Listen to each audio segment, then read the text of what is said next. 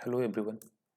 तो जैसा कि हम लोग को पता है कि ये जो हमारा सेशन है 2022 और 2026 का 2022 टू 26 में first time 4 year under graduation program का एग्जाम होने वाला है। ये सेशन हमारा पहला सेशन हो गया 4 ईयर अंडर ग्रेजुएशन प्रोग्राम का।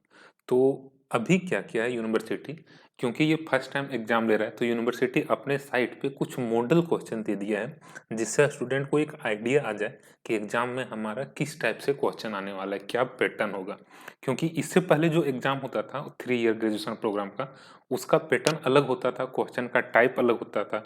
तो इस चीज़ को समझते हुए यूनिवर्सिटी अपने साइट पे कुछ मॉडल क्वेश्चन दे दिया है जिसको आज के वीडियो में हम लोग कवर करेंगे और समझने का कोशिश करेंगे। इसके साथ साथ यहाँ पे आंसर भी दिया हुआ है, मतलब एक ये भी हिंट दे दिया है कि आंसर हम लोग को किस तरह से करना है, कितना लिखना है, नहीं लिखना है, क्या हमारा सफिशिएंट आंसर होगा, वो सब कुछ। तो सबसे पहले हम लोग एक बार जो हमारा फाइनल एग्जाम होने वाला है, एंड सेमेस्टर एग्जाम, इसका क्या पैटर्न होगा एग्जाम का, ये हम लोग एक बार देख लेते हैं। सबसे पहले हम लोग को यहाँ पर ये चीज़ पता है कि जो हमारा फाइनल एग्जाम होने वाला है सेमेस्टर का, या तो जिसको इंड सेमेस्टर एग्जाम बोल रहे हैं, शॉर्ट में हम लोग इसको लिखते हैं ESE, इंड सेमेस्टर एग्जाम। ये एग्जाम जो है हमारा टोटल 75 मार्क्स का होगा। 25 मार्क्स हमारा इंटरनल होगा। अब जो हमारा 75 मार्क्स का एक्सटर्नल एग्जाम है या जो हमारा फाइनल एग्जाम, ये क्वेश्चन पेपर हमारा 2 ग्रुप में बटा हुआ होगा। एक हो गया ग्रुप ए, दूसरा हो गया ग्रुप बी। टोटल 75 मार्क्स का फाइनल एग्जाम। क्वेश्चन पेपर हमारा 2 पार्ट में, एक ग्रुप ए, दूसरा ग्रुप बी। ग्रुप ए जो होगा ये 15 मार्क्स का, ग्रुप बी जो रहेगा ये हमारा हो जाएगा 60 मार्क्स का। तो इस तरह से टोटल हमारा 75 मार्क्स का एग्जाम होने वाला है। अब जो हमारा ग्रुप ए है, इसमें क्या होगा, 3 क्वेश्चन हम लोग को 3 क्वेश्चन का आंसर करना होगा। 3 क्वेश्चन, हर एक क्वेश्चन 5-5 मार्क्स का होगा, तो टोटल हो गया 15 क्वेश्चन, 15 मार्क्स का। अब यहाँ पे क्या बोल रहा है कि जो हमारा ये 3 क्वेश्चन ग्रुप ए में रहेगा, इसमें से क्वेश्चन नंबर 1 जो होने वाला है, इसमें 5 क्वेश्चन रहेगा। 5 क्वेश्चन 1-1 मार्क्स का। तो क्वेश्चन नंबर 1 जो हो गया 5 मार्क्स का, और क्वेश्चन नंबर 2 और जो 3 बचा, ये दोनों हमारा 5-5 मार्क्स का होने वाला है, तो टोटल ये 10 मार्क्स का। इस तरह से हमारा ग्रुप 1 का जो क्वेश्चन है ये टोटल 15 मार्क्स का होने वाला है। ग्रुप ए में हमारा 3 क्वेश्चन रहेगा 15 मार्क्स का। ग्रुप बी में हम लोग को टोटल 4 क्वेश्चन का आंसर करना है। 4 क्वेश्चन हमारा 15-15 मार्क्स का, तो टोटल इस तरह से हमारा 60 मार्क्स का ये हमारा हो गया ग्रुप बी। तो कुछ इस टाइप से हमारा पैटर्न रहने वाला है क्वेश्चन पेपर का। इसी बेसिस पे, इसी पैटर्न पे ये जो हमारा क्वेश्चन अपलोड है यूनिवर्सिटी के साइट पे, वो कुछ इसी पैटर्न में हम लोग को अभी दिख रहा है। अगर यहाँ पे हम लोग देखें तो यहाँ पे ये हमारा है क्वेश्चन नंबर 1, जो कि very short answer type question होगा। इसमें क्या बोल रहा है, क्वेश्चन नंबर 1 हमारा होगा, क्वेश्चन नंबर 1, 2, 3 ये तीनों 5-5 मार्क्स का होगा। लेकिन क्वेश्चन नंबर 1 जो रहेगा, इसमें हमारा 5 क्वेश्चन होने वाला है 1-1 मार्क्स का। तो टोटल हमारा क्वेश्चन नंबर 1 हो गया 5 मार्क्स का। इसमें क्या पूछेगा, किस टाइप से क्वेश्चन पूछेगा, ये यहाँ पे थोड़ा सा हिंट कर दिया। तो यहाँ पे क्वेश्चन हम लोग को दिख, सबसे पहले ये यहाँ पे बोल दिया कि जो हम लोग को एक-एक नंबर का क्वेश्चन रहने वाला है, इसका आंसर हम लोग को 1 वर्ड में करना है या तो 1 सेंटेंस में करना है। बहुत ज़्यादा लंबा लिखने का जरूरत नहीं है, क्योंकि क्वेश्चन 1 ही मार्क्स का होने वाला है। यहाँ पे क्या पूछा गया था, why is trading account prepaid. तो जो हमको टू द पॉइंट आंसर लिखना है, क्योंकि यहाँ लंबा करने का जरूरत है नहीं। यहाँ डायरेक्ट ये पूछ क्या रहा है, ट्रेडिंग अकाउंट क्यों बनाते हैं, क्यों बनाते हैं, ग्रोस प्रॉफिट फाइंड आउट करने के लिए। यही तो हमारा ऑब्जेक्ट होता है ट्रेडिंग अकाउंट बनाने का, ग्रोस प्रॉफिट या ग्रोस लॉस हमारे बिजनेस का निकल जाए। उसी चीज को यहाँ पे आंसर में लिखा गया, टू द पॉइंट एकदम पूछा था, जो उसी चीज को यहाँ पे बोल रहे हैं आंसर में लिखना है। Trading account is prepared to find out gross result of the business done in accounting year, that is gross profit और gross loss। जो हमारा ग्रोस रिजल्ट हुआ बिजनेस का, उस चीज को फाइंड आउट करने के लिए ट्रेडिंग अकाउंट प्रिपेयर करते हैं। तो हम लोग को एकदम टू द पॉइंट इतना ही लिखना है, ज्यादा लिखने का जरूरत नहीं है, क्योंकि ये 1 ही मार्क्स का क्वेश्चन होने वाला है। ज्यादा लिखेंगे तो भी ज्यादा मार्क्स नहीं मिलेगा। डिप्रिसिएशन क्या होगा, व्हाट इज डिप्रिसिएशन, यहाँ पे पूछ क्या रहा है, डिप्रिसिएशन क्या है। तो यहाँ पे ये बोल रहा है डिप्रिसिएशन जो है एक प्रोसेस है of deducting the cost of a business asset over a long period of time. यहाँ पे ये क्या बोल रहा है, डिप्रिसिएशन क्या है, इस चीज के बारे में पूछा था।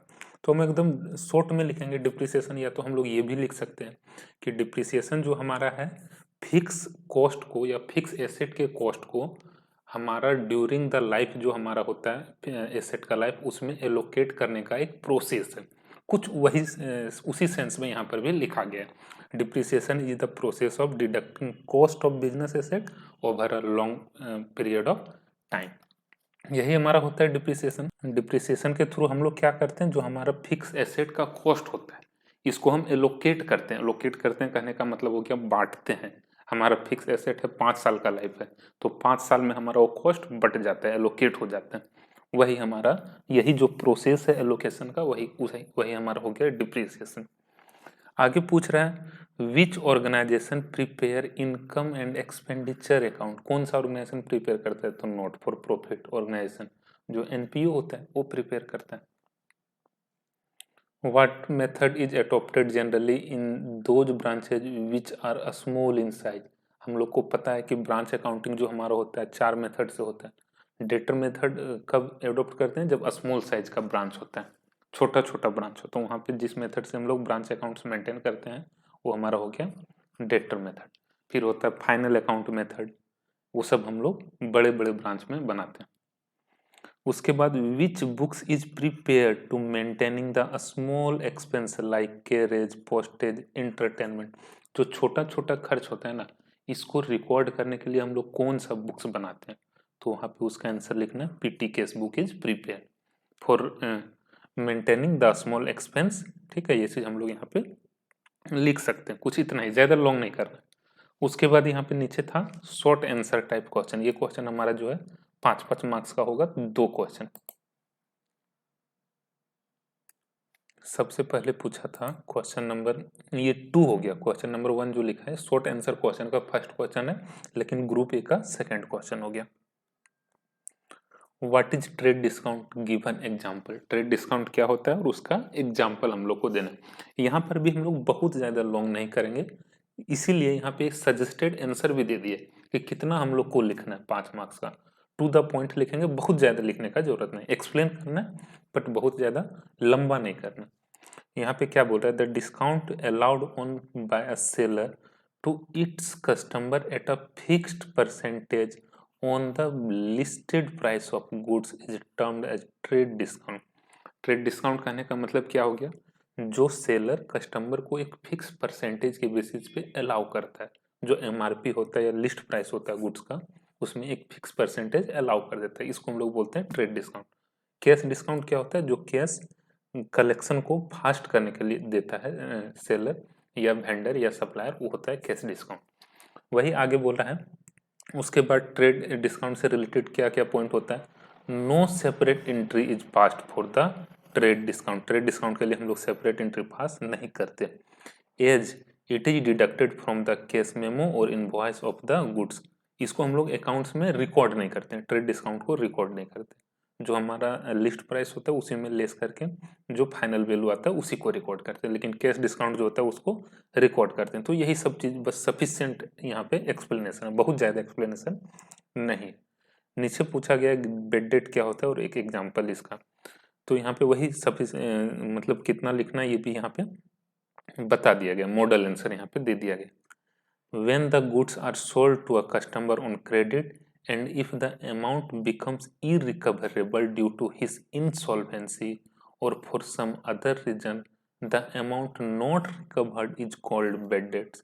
जब हम लोग उधार सेल करते हैं कस्टमर को और उससे कुछ पैसा अगर रिकवर नहीं हो पाता है, क्यों, क्योंकि हमारा जो हमारा कस्टमर था वो इंसॉल्वेंट हो गया, तो इस तरह इसके कारण जो हमारा पैसा रिकवर नहीं हुआ उसी को हम लोग बैड डेट बोलेंगे।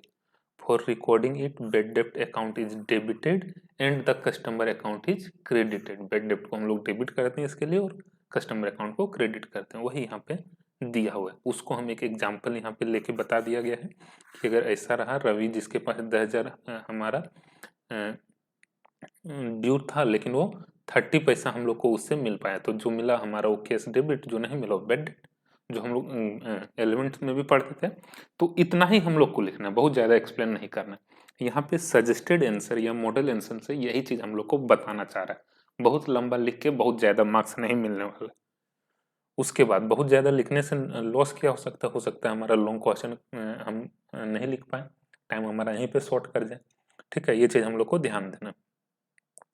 लॉन्ग क्वेश्चन में यहाँ पे हम लोग को 4 क्वेश्चन का आंसर करना है। टोटल यहाँ पे 6 क्वेश्चन दिया हुआ है। पहला क्वेश्चन जो है हमारा, ये हमारा क्या हम लोग को इसमें बनाना था, prepare income and expenditure account for the year ended 31 December 2006 and balance sheet as on date. हमारा जो यहाँ पे गया हॉस्पिटल का इनकम एंड एक्सपेंडिचर अकाउंट बनाना है और उसका बैलेंस शीट बनाना है 31 दिसंबर को। ये रिसीट एंड पेमेंट हमारा दे दिया हुआ है,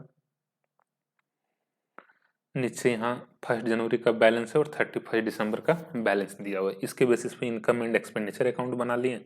फिर हमारा ओपनिंग कैपिटल यहाँ पे निकाल लिए, 1 जनवरी को कितना कैपिटल होगा। उसके बाद इसी के बेसिस पे बैलेंस शीट बना लिए हमारा 31 दिसंबर का। क्वेश्चन में यही 2 चीज तो पूछ रहा था, बैलेंस शीट बना दो 31 दिसंबर का और इस ईयर का पूरा इनकम एंड एक्सपेंडिचर अकाउंट बना दो। यही 2 चीज हम लोग बना दिए, हमारा हो गया। ये हम लोग 11th में भी पढ़ते, 12th में भी पढ़ते थे एनपीओ वाले चैप्टर में।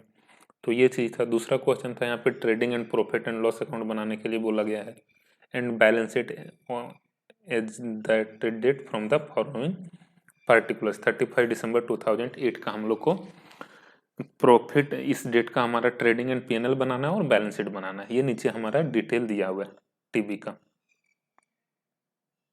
Trading and profit and loss account बना दिए और दूसरा हमारा बैलेंस शीट बना दिए। तीसरा क्वेश्चन जो दिया हुआ है ये हमारा है डिप्रिसिएशन चैप्टर का।